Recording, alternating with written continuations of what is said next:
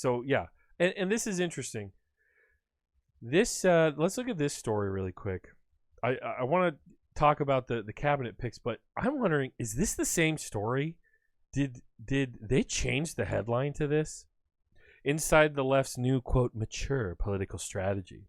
The president-elect has a, quote, chance to be an FDR-style leader, says Justice Democrats co-founder Saikat Chakrabarti, who has a few big ideas for how to push in there. Okay, so this is progressives who are telling Biden, what. Now, I thought there was a story yesterday that came out that was saying that how the left fell in love with Joe Biden, how progressives fell in love with Joe Biden. So this is the tweet I was looking for. They changed the headline. Wow. So this was the Politico story that I was just looking at, how the left came to love Joe Biden. The president, it's the same story. The president-elect has a chance to be an FDR-style leader, says Justice Democrats co-founder Saikat Chakrabarti, who had a few ideas, and they have changed it to, wow, inside the left's new mature political strategy. Because obviously how the left came to love Joe Biden is a big, giant, festering pile of BS, man. We do not love Joe Biden. We have no love for Joe Biden. Joe Biden we settled for Joe Biden, okay? We wanted Bernard Sanders, okay? Let's be clear. Let's just lay it out there now. I find it really interesting that Politico is covering their ass like that. Politico is not. I mean, it's insider. It's frustrating. I've come to understand this over time, that Politico is not our friend. It's not a friend to the left.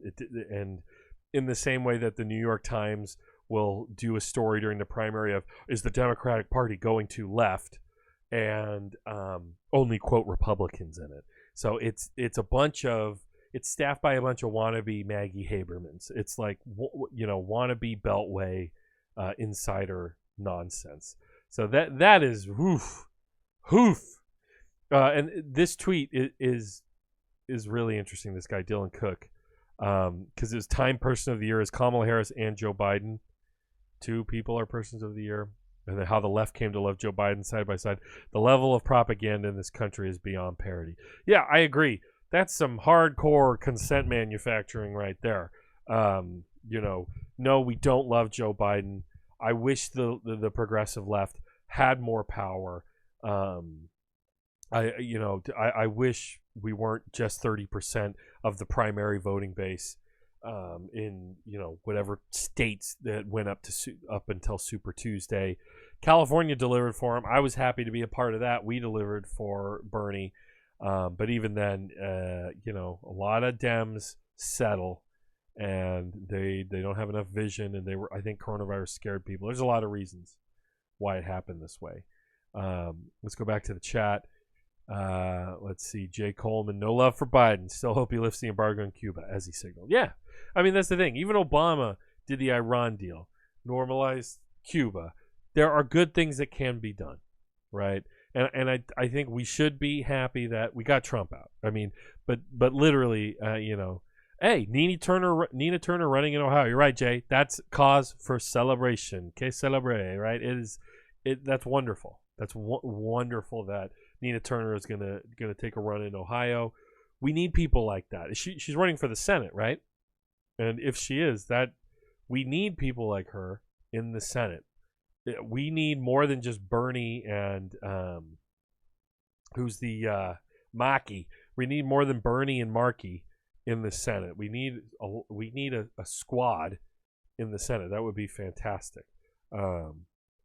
Let's take a look. Is she running for representative?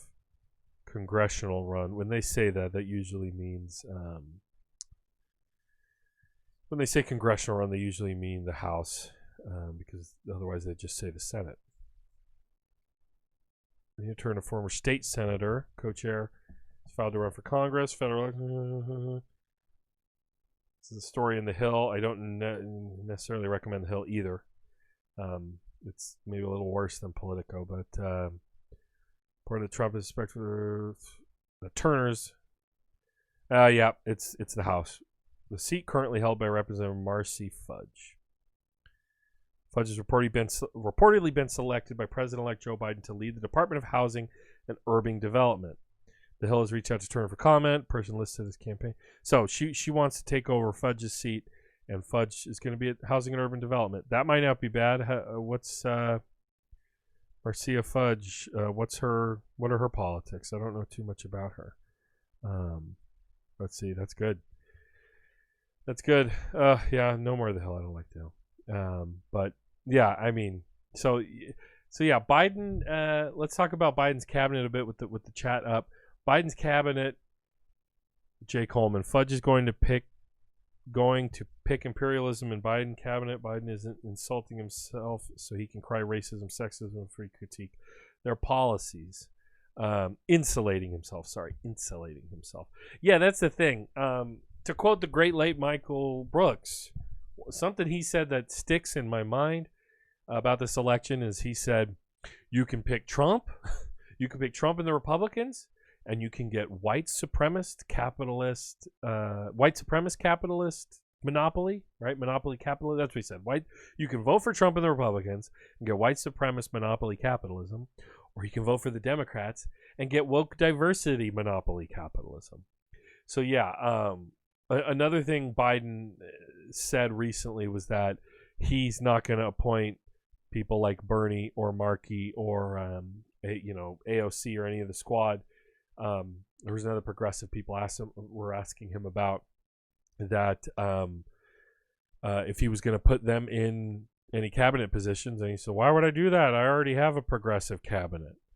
And you're right. Their idea of progressive is by having people of color, and even though they could be totally centrist, pro-corporate, not progressive by many standards, they might be a member of the Progressive Caucus, but the Progressive Caucus is like you just have to show up and raise your hand, and you're a member of the Progressive Caucus.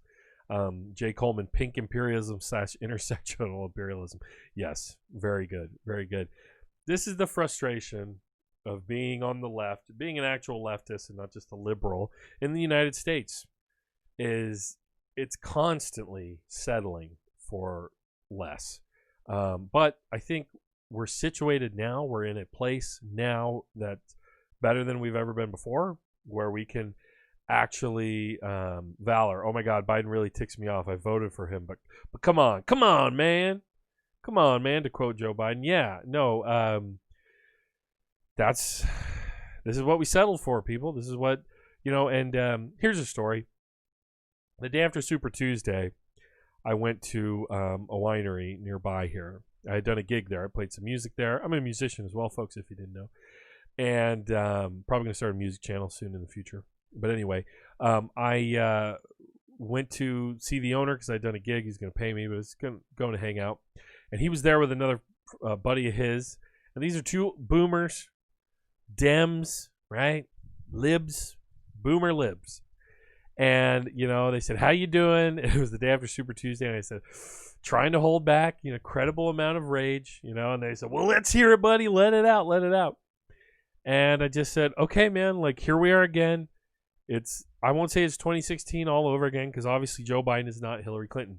But here we are, the progressive left. Instead of you guys meeting us halfway or somewhere, like we're going with literally the personification of neoliberalism, an aging, literally dying, literally figuratively, neoliberalism is dying in front of our eyes, and we're going with this guy.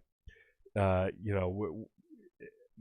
Biden had famously made that quote, oh, these young people are telling it how bad they got it. I don't want to hear it. You don't have it that bad. And then also telling bankers and everybody, nothing will fundamentally change. The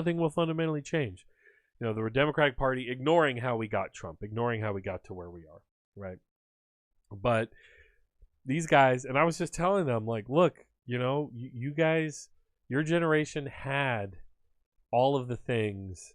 You guys got to suckle at the teat of American progressivism, and look at what you have to show for it. You, sir, have a fantastic winery and piece of property. You, sir, have done quite well for yourself. You have a house in Santa Barbara or wherever it might be. Goleta if you're more working class in Santa Barbara. You know, we're living in the same city as Oprah and Bob Dylan and so many other a royal family now. And so, you know, I lost my train of thought a little bit there for a second, but you know, I said, you guys don't know what it's like for us. You guys don't know what it's like for millennials. You don't know what the job market is like for us. You don't know what the wages are like.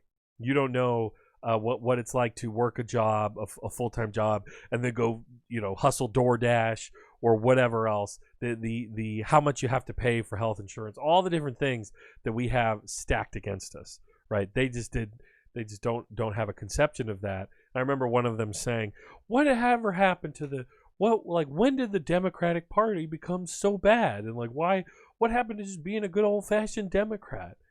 And I said, man, we're living in the dystopian hellscape that neoliberalism has given for us. The Democrats have been Republican light for generations now.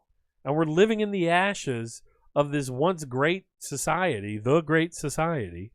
And, you know, it's like a dystopian movie with the all this other stuff.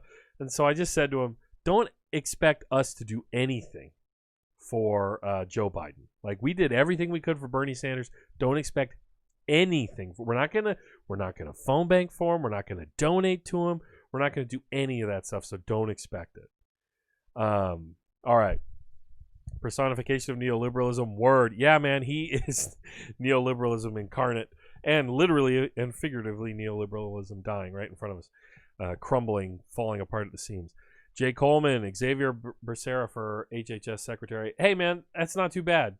It's not like just because you're a California Democrat that means you're great. You know, Kamala Harris is a California Democrat, you know, the vice president, and you know, vice president-elect. And just because she's from California doesn't mean she has her issues as a prosecutor. But I tend to think that Kamala Harris is she may just be another pro-corporate neoliberal shill, but she might also lean which way the wind is blowing. She did co-sign Medicare for All with Bernie. I know she backed off of it during the primary. But if it's politically expedient for her to run on Medicare for All when it's her turn to run for president, she might go for it. Xavier Becerra, he's done good work as Secretary of State of California. You know, California, we have our problems. This is not a perfect state. I was talking with people on the Michael Brooks show listeners group about some of the issues we have in California. But yeah, I think Xavier Becerra, if he's, yes, it's more, you know, it's good to have a diverse cabinet, of course, but the thing that shows ideological diversity and not just, you know, like ID diversity in this case is that he shows support. He's openly voiced support for Medicare for All, and he's going to be Health and Human Secretary chief. So, or you know, Secretary of Health and Human Services. Sorry. So that's great. I think that's a great thing. If that might be the best bone that we're thrown from Joe Biden, and we're gonna have to be happy with that. It's not ideal. It would be nice to have somebody a little more openly progressive. There was also the leaked audio recently that just came from Joe Biden where he was saying, you know, about executive orders, like, we can't do all my progressive friends want all of these executive orders, and you know, not when it goes against the Constitution, not when the thing, you know, whatever he's saying.